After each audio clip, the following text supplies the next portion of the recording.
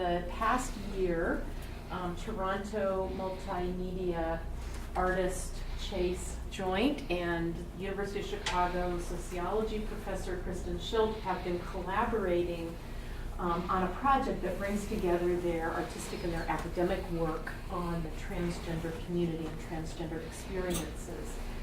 They recently had the first of their shows at the Gray Center for Arts and Inquiry, just up the street, and to great acclaim. Their show, Resistorectomy, was the first as part of a series of multimedia installations that they're going to be doing this whole year, a project called Tell Me the Truth. At the Culture Policy Center this quarter, we have also been exploring some of the intersections between artistic practice, academic research, and policy implications of all of those. So it's a great pleasure to welcome Chase and Kristen to talk to us about the process of their collaboration and the work that they've been doing together. This has been a kind of an extraordinary project bringing together artistic and social science experimentation. Right. So thank you very much. Great, thank you.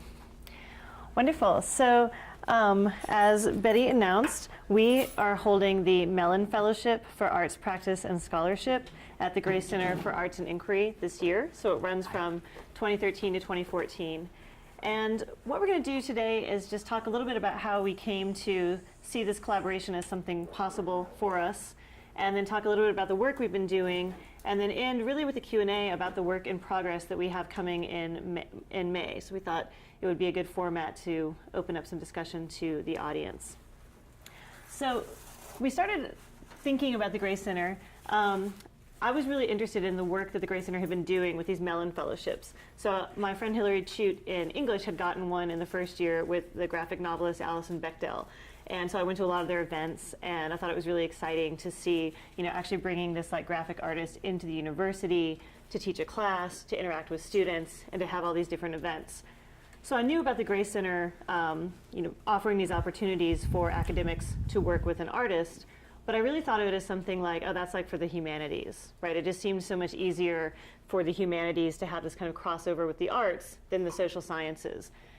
And so I didn't really ever think about applying. And then in October of 2012, I brought Chase out to do a showcase of some emerging films by transgender artists and to speak to my undergraduate class. Chase and I have known each other since we were at UCLA, so we have a long, ongoing relationship. And I thought it would be really useful for the students. And it was a great event. The students loved it. He was very successful in my class. They're very excited to see someone present their work and really open themselves up to questions from undergraduates. And right after this very successful event, the call for the new Gray Center Fellows came out. And it suddenly was on my mind of like, well, maybe it's not so weird for social scientists to apply, right? Like maybe there's something that we could do together because, we have a lot of really interesting overlaps in terms of the work that we do and also a lot of our political commitments. And so it started to seem like something we might do.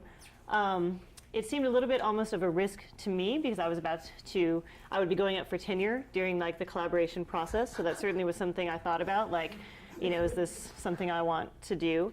But I decided, that it really was, and that part of my motivation was prior to going to graduate school, I had been very involved in the arts. And when I started grad school, a lot of my advisors were like, just going to warn you that academia is going to suck all the creativity out of you in this particular kind of way. So like, you're probably not going to be involved in arts. And it was something that I was like, okay, well, I'll sacrifice my interest in creativity for, the love of the academy. This seemed like an opportunity to kind of bring some of that back for me, to really think like, what are some ways to do this? And I have a really strong commitment to undergraduate teaching, and it also seemed like a really interesting way to get students to engage with arts and social science research in a new, really creative way. My background is in theater. I went to UCLA thinking I was going to be a part of sort of broader mainstream theater politics, and it took going to UCLA and involving myself in mainstream theater to understand that that's not actually where my heart was and wasn't necessarily what I was invested in doing, partially because the program that I was in, which was an incredibly rigorous and wonderfully fertile ground to learn and try new things, wasn't as politically engaged and as experimental as I felt like I needed to be as my young 19, 20, 21-year-old self, who frankly at that time was also trying on different ways of being in my life and in my body. And I think I was looking for an art practice that was going to reflect some of that instability. And so I found myself fracturing away from the traditional kinds of art scholarship that I was engaged in, and found my way into a performance/film career based somewhat in my own autobiographical experiences as a trans person and as a politically engaged person, and trying to think through different ways to represent lives, politics, and ways of being in the world. When Kristen said, you know, we should apply for this Grace Center Melon Fellowship, it is sort of the opportunity for us to do all these things that we say we want to do in our personal lives. I thought, what an incredible opportunity to actually put some of these things in motion in an institutional context that is supported, that has environments where people are having these types of conversations, that has space, that has time. And so from there, we decided to start brainstorming. And one of the things that I personally am engaged with are the types of narratives about trans people that are circulated in mass pop culture, a lot of which come from medicine, a lot of which come from the ways in which people are working through human rights. And I use sort of bunny quotes on the phrase human rights because I think that means different things to different people. And it also depends on who's motivating that agenda, what rights are considered human at what times, and things like that. And so what would it look like to engage creatively and artistically with some of these questions, and to have an opportunity to do so in an experimental and work in progress type way? So we were really excited, but then that said, the proposal process was a lot more challenging than we thought it was going to be. And I think some of that came from me, because my experience of writing proposals was grant writing. I mean, that's what you do in the social sciences. And in grant writing, you have to say, I have this really clear idea, and this is how it's going to work out, and here's everything I have to support, you know, so give me money because this is going to be successful, right? And you know, the Grace Center was telling us, this is going to be experimental, right? Maybe it's going to fail. And I'm like, but you know, that's not something you get to do in grant writing, where you're like, this is never going to fail. It's going to be totally true. I have it all worked out. And so it was funny to think like how hard it is, particularly for me as somebody who, you know, is a professor in the social sciences, to think outside of that structure, right? So when the Grace Center said, what do you want to do? We're like, why don't we write an article? You know, because I'm like, that's what I do. And they're like, well, what if you didn't write an article? And I'm like, oh, well, what if we didn't, right? Like, what would we do? And I think it took us a while. You know, we had a lot of revisions on this. And it took a while to really think, you know, what if we could think more broadly, right? Like, what if there was room to think more creatively, to not imagine that everything culminates in writing an article, which is like how my life works, you know, typically. It's not how my life works. Right, so, you know, so I'm imposing this, you know, I'm having this academic discipline onto Chase where I'm like, we need to write an article. We're going to write a book. Like, we're going to have a book proposal, right? You know, I'm like, this is how I work. And so it was interesting to me to have to take a step back and think, well, what if I got outside of that structure, right? Like, what if I was willing to think, I don't really know what's going to happen, right? But this is the kind of exciting stab that I want to take at this, right? And so it took a while. I mean, I feel like it definitely took a while to kind of get out of that mode of thinking. And the Grace Center interview process is a multiple stage endeavor, one of which culminates in a series of interviews. And our interviews happened over a series of 2 days. And Kristen and I like telling the story at, you know, cocktail parties about the process of these 2 days. And Leslie's in the audience, who's one of the Grace Center administrators. I'm not even sure if you've heard this story yet. And you know, we tell the story together about having survived the first day of interviews and going home and looking at each other and saying, but what do they want? Right. We can't figure out what they want, right. You know, and thinking we both had an experience on the first day wherein we answered questions and felt like that was not the answer to the question. That was not, I don't know if it was a bad answer, but that certainly didn't answer the question that was being asked. Right. And so we kept going back and forth, and we had some flow charts, and we had Post-it notes on everything. And eventually we realized that neither one of us had ever been in an environment where someone said, yes, but without money or time or constraint, what would you actually do? What do you want to do? If you didn't have these constraints and weren't trying to fit into an application mold, what is the project you would make? How could you be together in this form of experimentation to benefit your own creative practice, to shift what you might be doing as an academic, as an artist, as a person who's thriving in culture? And it was quite to steal from Oprah, an aha moment for us to realize that we had never actually successfully answered that question for ourselves. Right. and that we were really trying to be sort of like the dutiful like students, right? Where we're like, this is the answer we think is right. Like, we're going to tell you everything that we think you want to hear, and not really thinking like, well, what's behind that, right? So I think it definitely took us a while, and it got to the point where I think we were able to really embrace this and think, so even if we don't get it, it was pretty cool. I mean, we had a really good time. Like, we worked through all these things, and we were committed, I think, that we would do some kind of collaboration even if we didn't get this, because we worked really well together. The good thing is we didn't have despair at the same time, so we would kind of share that, where I'd be like, oh my God, we're never gonna get it. Chase would be like, we're totally gonna get it. And then the next day I'd be like, we're totally gonna get it. And she's like, we're never gonna get it. But it went up and down in a really nice balancing kind of way, I think. So. That's the take home, is don't have despair at the same time. Yes, I think that's for a successful collaboration, you need to like vary in terms of your optimism, right? And so the focus that there were many different ways that we kind of framed it, and eventually our focus was what was most interesting to us in terms of where could we see the social science and the arts intersecting with us, particularly at the center, is about the politics of representation of transgender identities. And this came from, so my research is on the workplace experiences of transgender people. So I do interviews with transgender men and women as someone who is not transgender, right? So I've written a book about this, I'm working on a second book, and so this is my field of knowledge. And I'm coming at this because of my positionality in the university, because I have a PhD, I'm often constructed as an expert on this, right?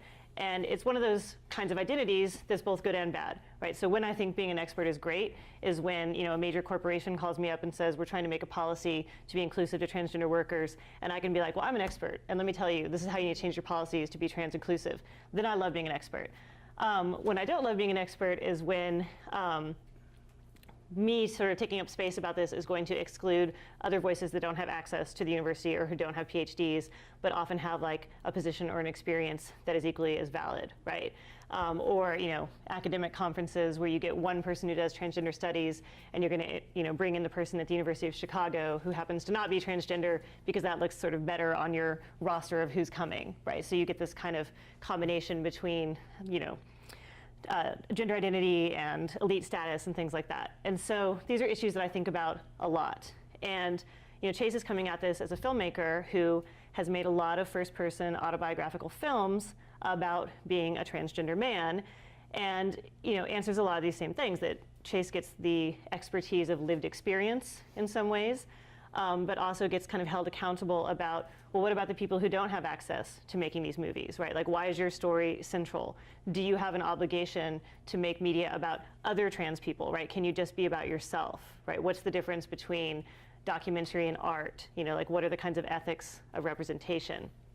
And this was really where we started thinking about how can we make this collaborative, right? These are issues that we both deal with, but they really vary, right? So there's a big disciplinary difference in this, in that Chase is often in situations where he's screening his work to an audience of trans people, right? So he's much more accountable to a particular kind of community, whereas I'm in academia and I'm typically talking about my work to a room full of people who are not transgender and who just want to hear about theory, right? And don't necessarily care about the lived experiences of trans people.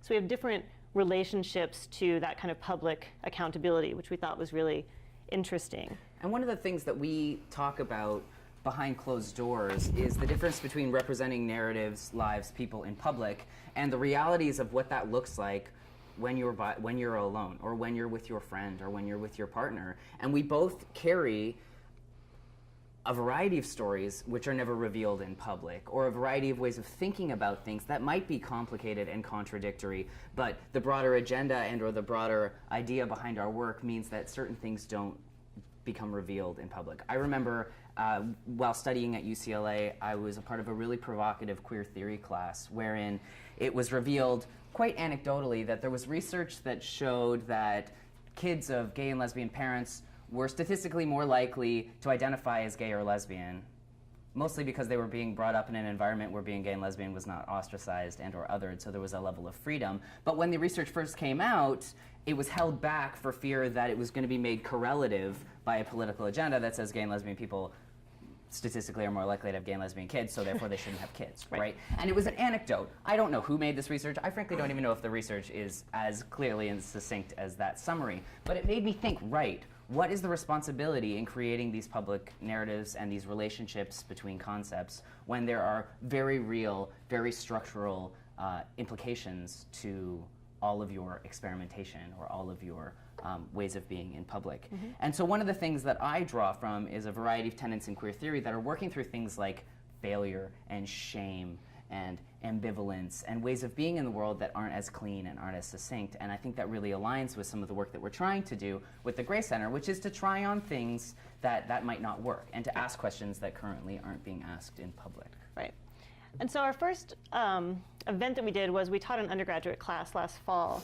And it was really exciting to me because I've never actually co-taught a class, particularly with someone in the arts. And so it was, making the syllabus was really different, where I'm like, oh, we're going to have a movie, and we're going to read documentary film theory, right?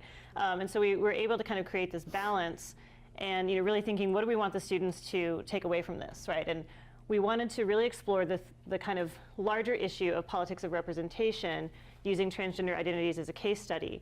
But we wanted to look at how does authority get constructed, right? So if you're looking at a documentary film, what are some of the tropes that people use to make you feel like, oh, this is a real thing? What does that look like in the social sciences, right? So if someone makes a claim about transgender people based on data, what kind of expertise is that? So we were teaching the students to be really critical readers of different kinds of texts that were producing authority and to think, where does this authority come from?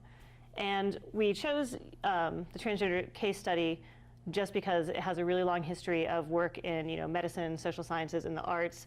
There's sort of dominant narratives, there's counter narratives, there's all sorts of ways that you can look at authority in a complex variety of circumstances. But we really wanted to also drive home to them that these are tools that you can learn for looking at a lot of different ways that we construct authority. So to really make that point to them, we asked them for their final assignment to explore a narrative of the University of Chicago, right? So we're the University of Chicago is an institution. It has a lot of dominant stories about itself that it would like to present to the public. There's a lot of counter stories. There's a lot of stories that don't get told. There's histories that are missing. So we sent them into the archives, and we were just look at stuff. We want to see what you come up with. And that really was a kind of potential risk. We had nights where we were like, oh my God, it's going to fail, right? They're going to come in with nothing, or this was too vague. Because we were really vague. We kept being interpret this how you want to interpret it. And they're like, what does that mean? And we're like, whatever it means to you, right? And we should call that pulling a Gray Center. what do you think that means? What would you do if you had all the possibilities in the world? But they really brought it, right? They showed, we had 21 students, all of them had these really engaged projects, varied really widely historically, went in a lot of different directions, and were really able to take the kinds of tools that they had learned to be what would it mean to tell this different kind of story, right? Whose histories get, central, what gets left out, how do things change over time? And, in some cases, the story was, we feel like the university's been covering this up. In other stories, it was this is just historical change, and something faded because no one cared about it anymore, right? So there wasn't really this kind of conspiracy behind it. But it was interesting to see how they worked through that project. And that's something that we will be installing in the Gray Center opening February 28th, that we're continuing on with an independent study of students to figure out how to turn this into a multimedia installation. And concurrently, while this class was being taught, as Betty mentioned, we installed Resisterectomy, which is a show of mine that I brought into the university having already made. And one of the things that we did was we were attempting to play on the relationship between an artist in residence and an institution, bringing work in and what it looks like to participate and behave in institutions in these types of ways. And we used it as a case study in the context of our class. So we had students coming in and engaging with the installation in a variety of different ways. And what was neat for us as participants, really, leaders and participants of this class, is to watch the way in which the students' engagement with the work shifted and changed as their experiences in the class progressed. Mm-hmm. So what looked like a concretized gallery installation became a work in progress, became various ways of telling a story, became understandings of space and texture and relationships to institutions. And we have a group of students now who are asking us things like, could you let us know the bureaucratic steps it takes to do these types of things? Could you have someone come in and explain to us the ways in which certain things need to happen? Which is a funny engagement, where it's not,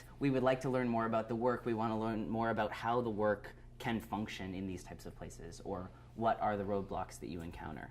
And I think one thing that we wanted to do is we wanted to get past the kind of typical artist in residence where the person is there for a week and actually like what would it mean to have Chase here for a year. And that was really exciting to me in particular because it is very rare that an openly identified transgender person is offered an artist in residence at an elite university.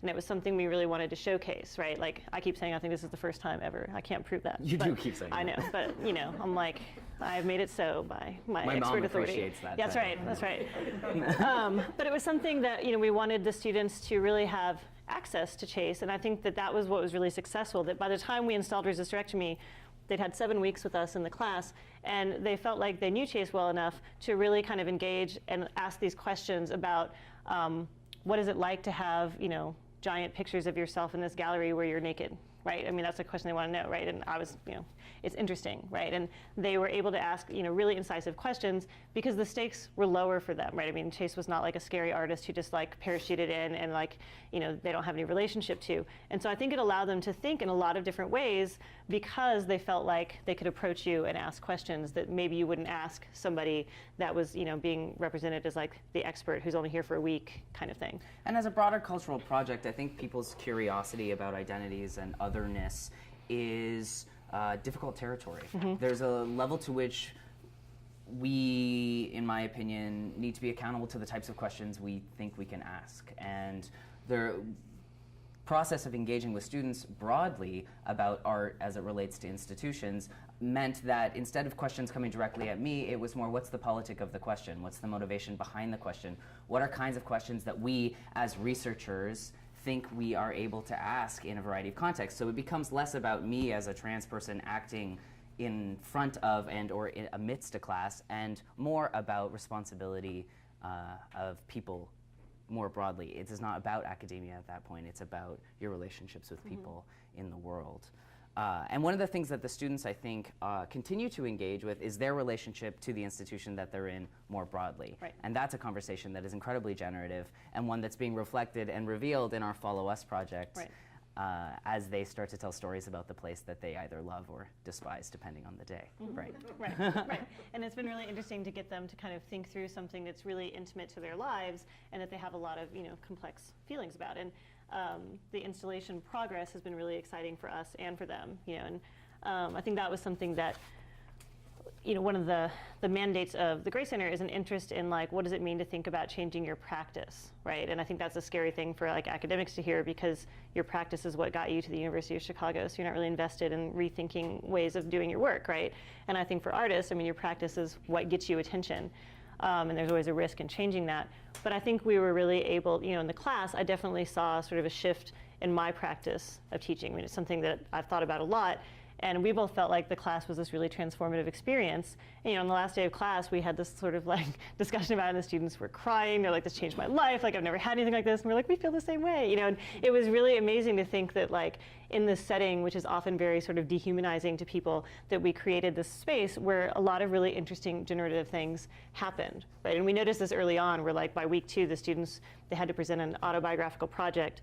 And it really shaped how they felt about each other, where they were like, we just ran into each other in the house and we all had food together and now we're friends. And like, they created these really interesting networks that came out of this. And so it was an interesting way to think about some of the, you know, ideas that I have, and I think Chase does as well, about social change and how to put that in action in a university setting, which can often be very difficult. This is an excellent segue into our final installation.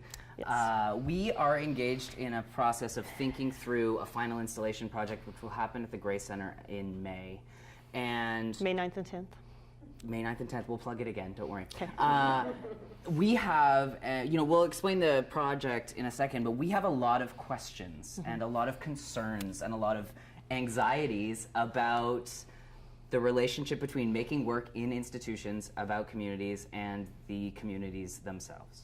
And we are jumping off the bridge, holding hands together into a process that we feel unsure about. And so we thought that part of this engagement with the Cultural Policy Center would be to have a little bit of a talk back with people in the room about these types of collaborative initiatives and what it looks like to be taking these risks in public.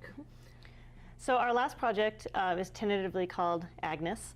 And this came out of, again, out of our class, which was very generative for us for a variety of reasons.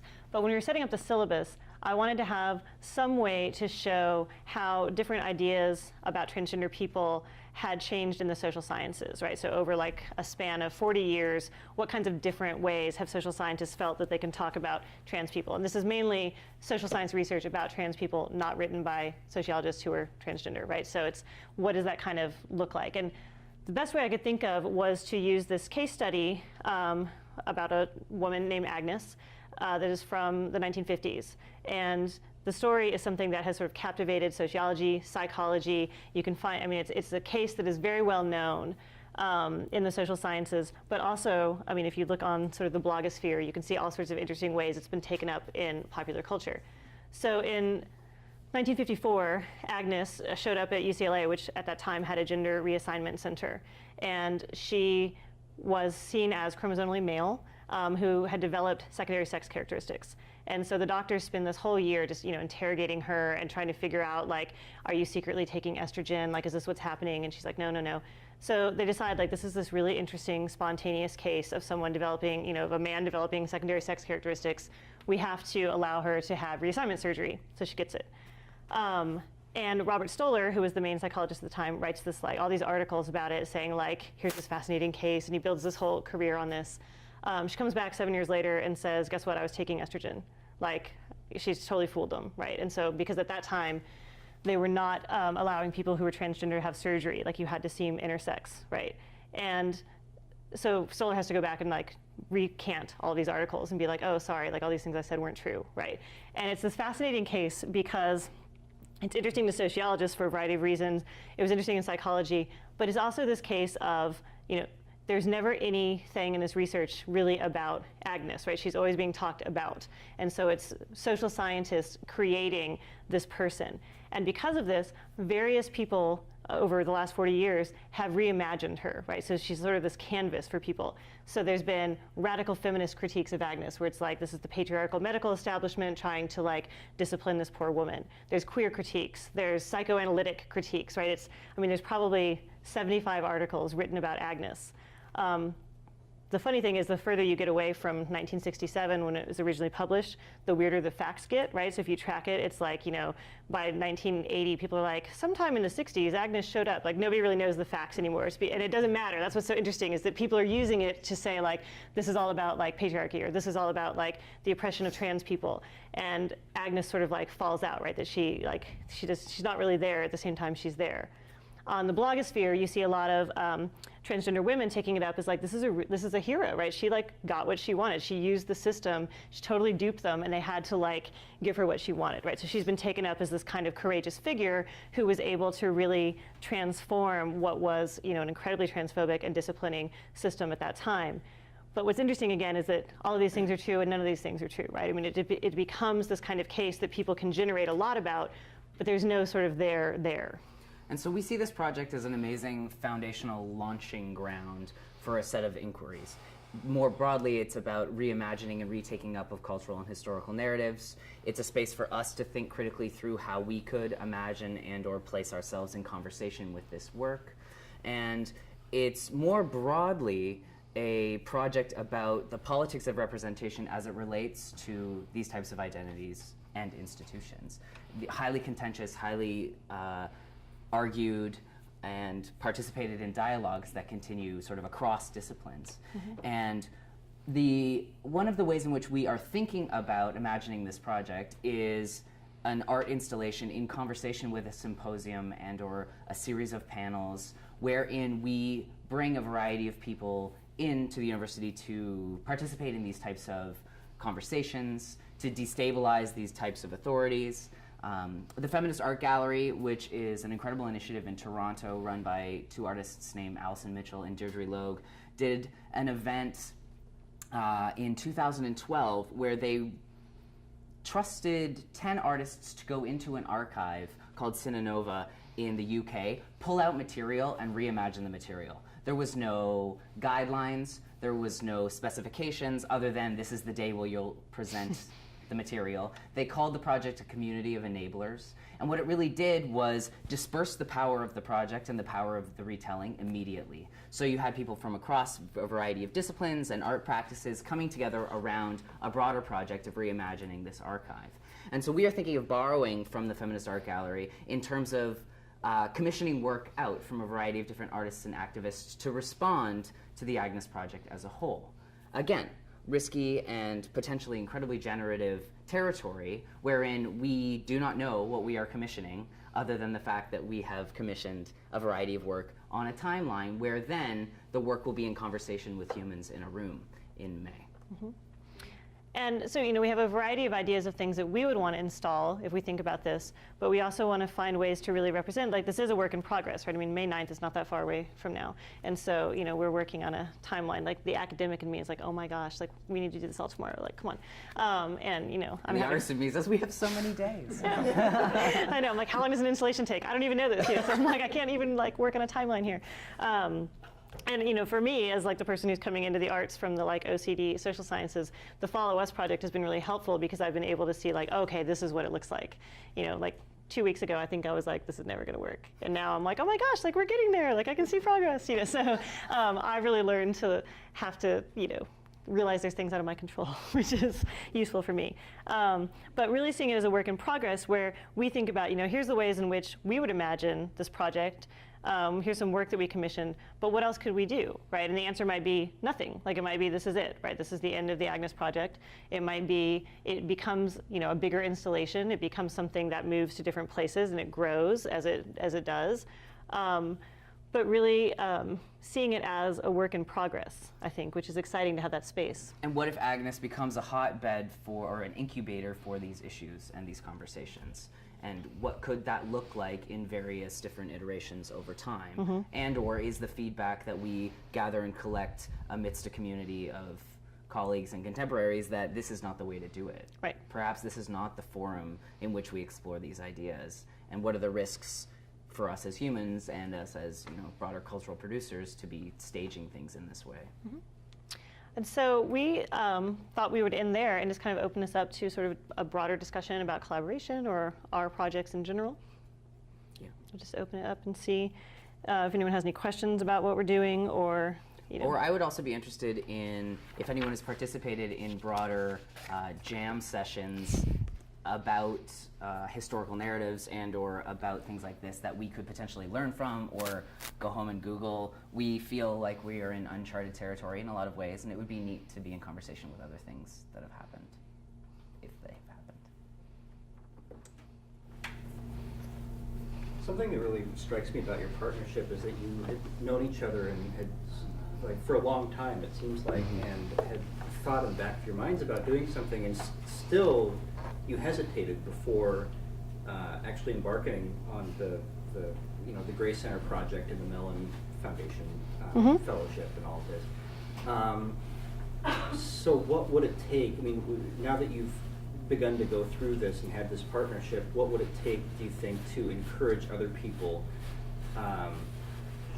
to do this sort of interdisciplinary work and maybe form relationships like you had already? Because it seems like the university's trying to not just build up its arts base, but also try to make it more, try to infuse the rest of the campus that way. But it's hard to get those conversations going. So, I don't know, from the inside, what would you suggest? I mean, I think, part of why it was hard for me to imagine is I was sort of thinking, what if I'm like this terrible burden on Chase, right? Where I'm like, as I always say about myself, I don't even understand metaphor, right? Like I'm a really like straightforward, social science thinker, right? So I'm like, what if like, Chase is gonna have to do all the heavy lifting because I'm like, oh, I don't know anything about arts kind of stuff, So part of it was me thinking like, can I think about myself in that way, right? Like, is this gonna be something useful? I think part of it too is when I've told some of my colleagues in sociology at other universities that I'm doing this, everyone's like, what? Like, that's like so crazy. Like, what does your university think? Does everyone think it's weird? And I was like, no, like, that's why I love the University of Chicago. Everyone thinks it's cool, right? But, there was kind of a thinking through, like, this is taking a different kind of step, right? I mean, it's moving away from, like, the traditional sort of work I do, and what was that going to mean as well? I spend a lot of time thinking about the fact that I am a white, trans-masculine identified human who is walking around in an institution full of white, masculine identified people. And I wonder what that means as a cultural project for me to continue participating in that way. And I think critically about my position, which I'm very grateful for in the context of this work with the Gray Center, but I'm also very critical of in terms of who gets these types of fellowships. That's not a specific gesture towards the Gray Center, it's a gesture towards the Academy. Who gets the who's doing this thinking, who gets the book contracts, who gets the gallery shows. These are much broader conversations to be having, and I am consistently engaged with great intention and anxiety about my participation in and or resistance of those broader systems and structures. That's not an answer to your question, but that is what I think about when you ask it. I think one of the truly extraordinary things that you're able to talk us through, which is really helpful for me to hear, is what it really means to do interdisciplinary work. You know, I think we use that label so easily, but it's incredibly hard. And it makes me think a little bit about, you know, the openness of the process that you're talking about is really interesting. Is there anything that constitutes success or failure in your project? I mean, if you were to end up thinking that the end result is a book, would it be kind of a letdown?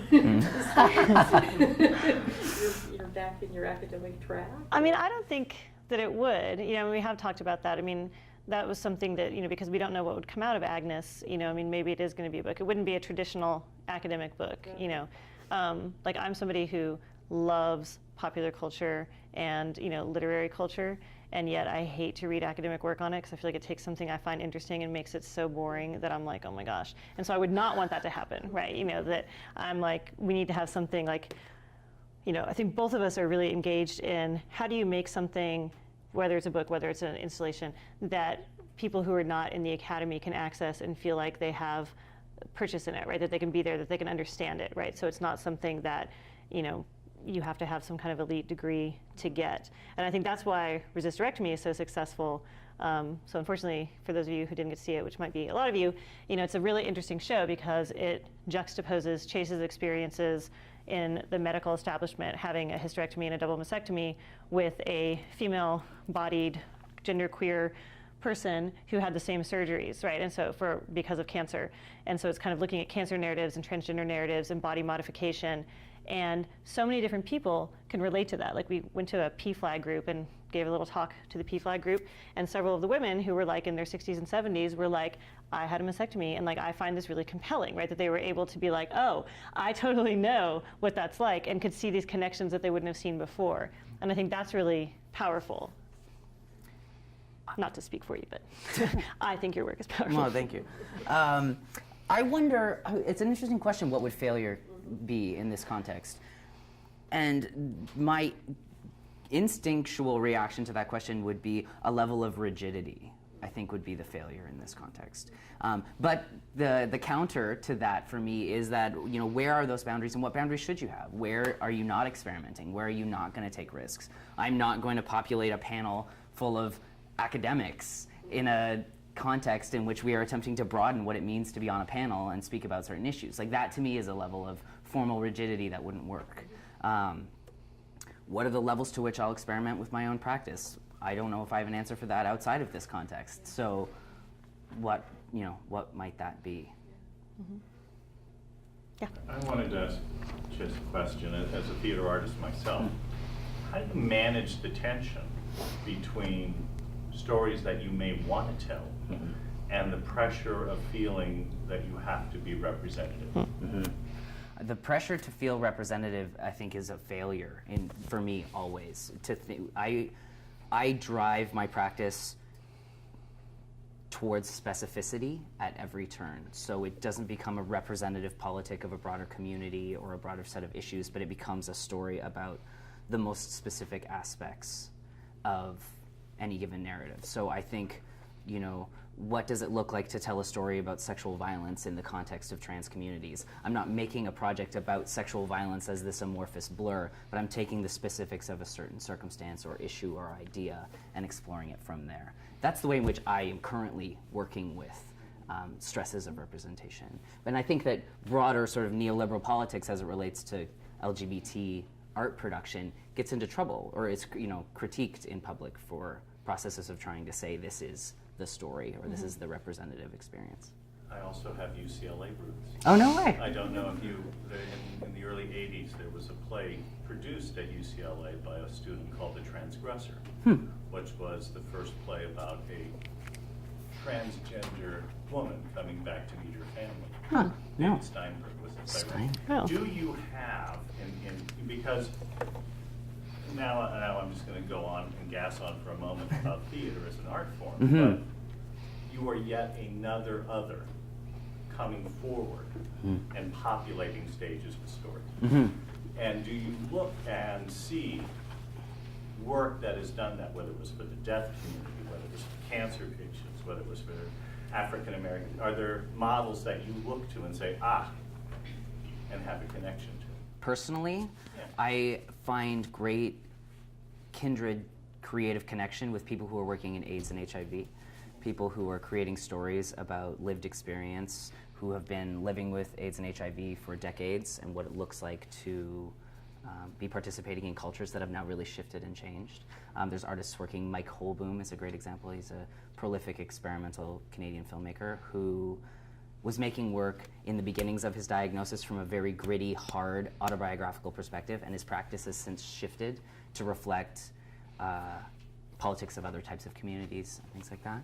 I gain a lot of inspiration from work being made by other trans cultural producers. That's not to say that I particularly like all the work. I don't think that that's even sort of a relevant assessment, but I do think that there are so few people making work in public about, that publics are seeing, rather, that I do generate a lot of inspiration from the types of work that's being made. I also find myself gravitating towards experimental incubators, regardless of community specificity, people who are trying to think in new ways. What about you?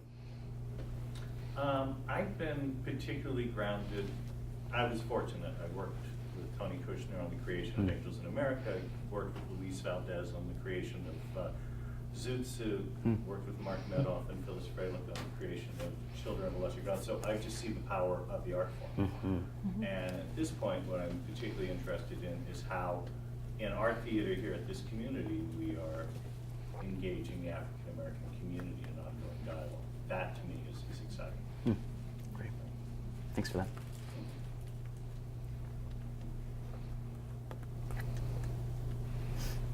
You asked for different forms of looking at different archives, and I don't know if you saw links called Extinct Entities. It's an ongoing curatorial pursuit using performance to look at the various incubators and different movements in Chicago, and to rebreathe new performance into those extinct entities. And last weekend's performances was about ACT UP and the Queer Women's Caucus from the early 80s. Thank you great. for that. And that's ongoing each weekend for this month. Great, thank you.